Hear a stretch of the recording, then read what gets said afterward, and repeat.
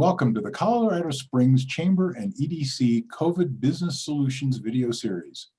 These quick videos will be of local experts responding to immediate business issues with simple guidance to help you find solutions for your business this week. We hope to cover topics that range from human resources, finance and cash flow, legal changes from COVID, banking resources, and this week we're talking about COVID's impact on your business insurance needs. I'm Neil Arthur, CEO of ArthurBiz Advisors. We work with private and family business owners to improve performance, bottom line, and company valuations. Joining me today are Ryan Garner. He is the director for the Small Group Employee Benefits Account Management Team at Hub International Insurance Services, a local and national insurance brokerage company. Heather McBroom, owner and commercial agent at Precision Insurance Services, a local independent commercial insurance agency. So Ryan, let's start with you. Must employer-sponsored health plans cover a vaccine for COVID-19 when it becomes available? Sure. Yeah, this is very top of mind right now. And the answer is yes.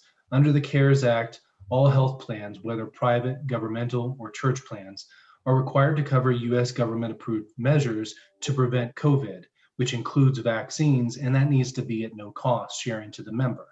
This applies to all type of group health plans, such as PPOs, HMOs, high deductible health plans, even minimum essential coverage plans or MEC plans, if you've heard of those. Now that the vaccine has been approved by the U.S. Preventive Services Task Force, plans will need to cover these on a first dollar basis. Great information, thank you. Heather, what liability do I have with employees coming back to work with all the COVID restrictions and people's attitudes about those rules? Great question, Neil. Some of the exposure you have as a business owner, bringing your employees back to work, can be covered under a type of insurance coverage called employment practices liability insurance. This covers claims against your business from those workers if their legal rights have been violated.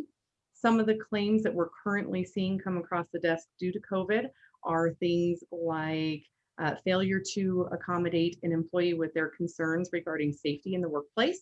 This could be things like requiring your customers to adhere to the mask mandate, retaliation for returning to work or not returning to work when asked, whether the employee has health concerns or other reasons why they're not ready to return to work, as well as privacy issues regarding disclosing whether your employees have had positive COVID tests or not. So all great things that you can look at in your policy to make sure that you have coverage for.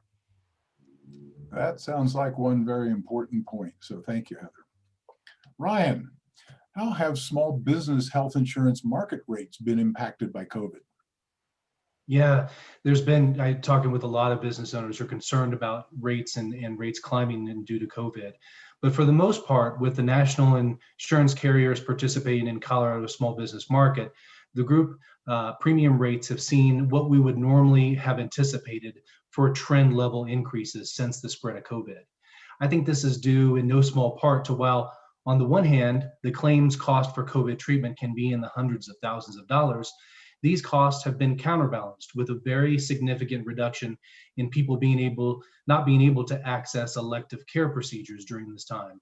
So with those two factors at play, we've seen pretty market level normal increases in health insurance premium rates. So there is some good news out there. That's good. Heather, do I need different coverage for protecting my customer data with most of my workforce still at home? Great question.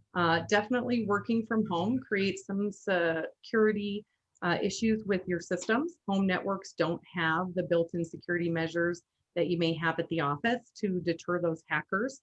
And more businesses are suffering data breaches now than ever before. With every state having a different law regarding cybersecurity, cyber liability insurance is a great way to cover your risk as a business owner. It can cover expenses that you incur directly as a result of any data breach, including data restoration, breach notifications to the customers, public relation experts, credit monitoring or identity restoration that you may be required to provide to your customers, and other legal expenses. Thanks, Heather.